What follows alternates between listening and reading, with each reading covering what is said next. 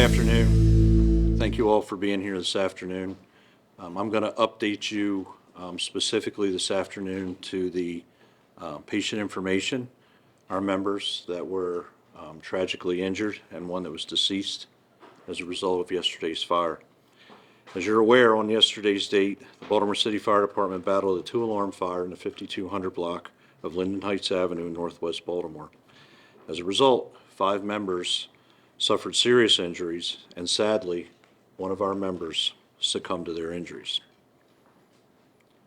I want to start off by reiterating my love, our prayers, our support for the family members of our deceased member, as well as our injured members, and all the members of the Baltimore City Fire Department. I would ask those in the sound of my voice, when you see my members on the street, stop what you're doing and thank them. Give them a hug, show them your appreciation. The following information is being released regarding our members. The member who perished in the fire is identified as the EMT firefighter Rodney Pitts III, who was assigned to Engine Company 29. He had 1 year of service in the Baltimore City Fire Department. Lieutenant Dylan Ronaldo of Engine Company 46 is a 6-year veteran of the Baltimore City Fire Department, and he remains in critical but stable condition in the Bayview Burn Center.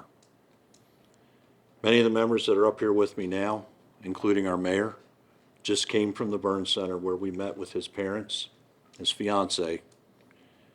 Beautiful people, deeply hurt, much like our members are, but they know that we're wrapping our arms around them and we're going to provide them the support that they need. Lieutenant Keith Brooks II, assigned to Squad 40 in the Northwest Quarter, a 14-year veteran of the Baltimore City Fire Department, was treated and released from a local hospital. Firefighter Tavon Marshall, a 3-year veteran assigned to Engine Company 29, was also treated and released from a local hospital. Firefighter Seth Robbins, who is a 17-year veteran of the Baltimore City Fire Department, remains in the hospital in stable condition. This remains a multi-level, multi-agency investigation. I do not have details on the investigation at this point as to where it stands. I want to thank our media partners for being here, getting our word out. As we have more information, we will provide it to you as quick as we can. Thank you. Thank you, Chief. I want to begin by reiterating what I said last night, that Baltimore lost a hero, one of our most brave and dedicated public servants. EMT firefighter Rodney Pitts is and always will be a hero, a Baltimorean who literally gave his life for Baltimore. And as you heard, 4 more of our heroes are now grappling with their injuries.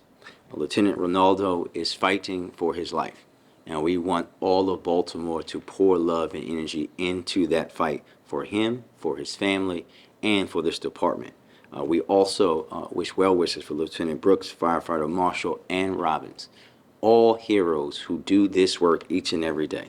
We are now focusing on supporting these families while continuing this investigation. Each of these firefighters devote their lives to protecting our community each and every day, putting themselves below everyone else each and every day.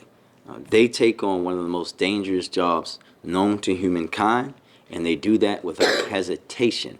And we should all be thankful to each and every person who does that. And when we see them, let them know that we support them and that we love and appreciate them, especially at a time like this. As we said, we are and will continue to fully investigate this matter, and we will share that information as it becomes available.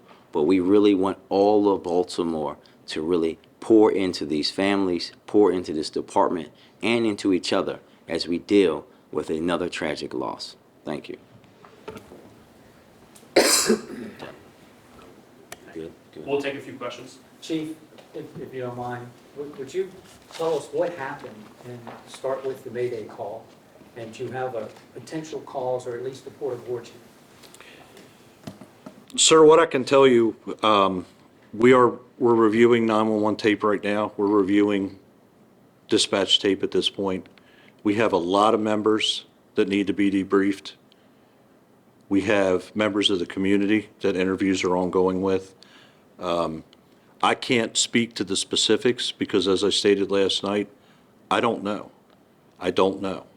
What I can tell you is that situation up there remains extraordinarily active, with assistance being provided to our Fire Investigation Bureau from the Maryland State Fire Marshal's Office as well as the ATF. So for me to speak on that at this point, it's not going to be fair to the members involved or my department because I would be speculating. If you don't mind, one follow-up. Yes, sir. What was burning that the fire spread so fast? That's very much part of the investigation. Chief, do you know of the homes that were damaged, how many were occupied and how many were vacant? We know that where we removed our firefighters from and where the other firefighters were hurt conducting that particular operation was an occupied home. We are aware of that. And occupied? Just to clarify. Yes, ma'am. Okay. The ones on either side, I'm told when I was up there, and please understand that I left obviously because I need to be with my members. I was told, at least preliminarily, that the belief was on either side those dwellings were vacant. But again, I cannot confirm that. We will have that information for you, though. I know we did a story earlier in the year that you guys were deploying some new AI technology to see when roofs were about to collapse. Was that helpful at all in this battling this fire? So this particular fire evolved so quickly. Our members, whether they're firefighters, they're paramedics, or they're EMTs, they make extraordinarily significant decisions on a split-second basis. They do it every day, and that's what was going on here.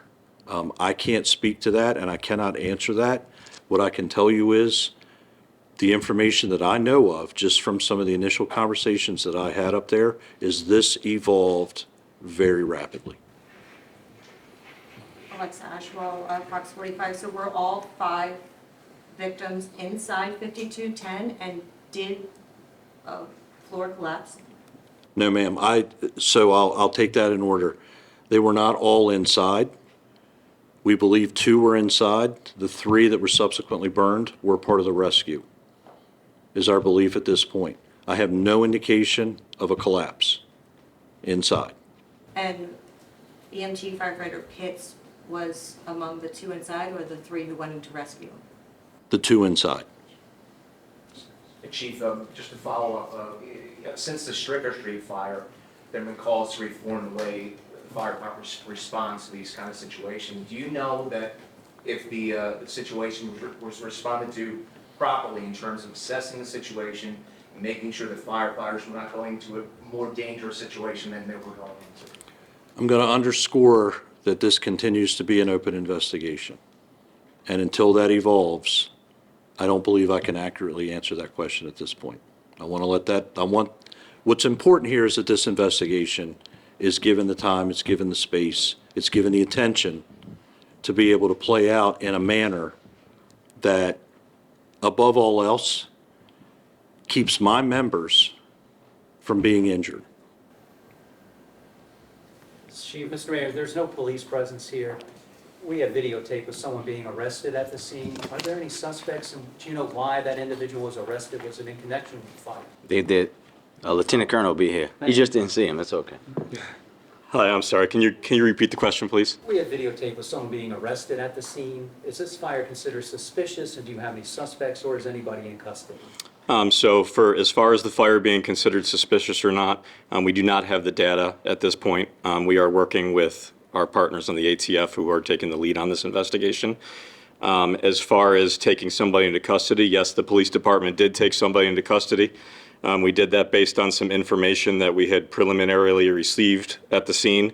That person was interviewed, and that person was released. So we do not currently have anybody in custody, and we've conducted several interviews. Our arson unit and our homicide unit were all involved based on the significance of the event, as typical we would do in fires such as this. Are potential squatters involved in this investigation? I don't know the answer to that question at this point, but that is part of the investigation. Any questions from Ms. Sonder Banner? Get EMT Pitts' age, please. 31.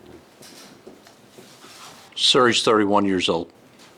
And last question. Chief, any personal anecdotes about Mr. Pitts? Just, I don't know if you've known him personally or anyone in the department has told you about the kind of work that he's done in the year that he's been with you all.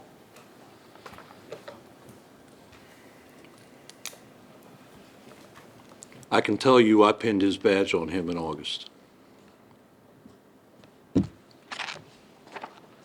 And I'll just follow up, not knowing EMT firefighter Pitts myself personally, but knowing members of his family and hearing and speaking with his mom and his family last night.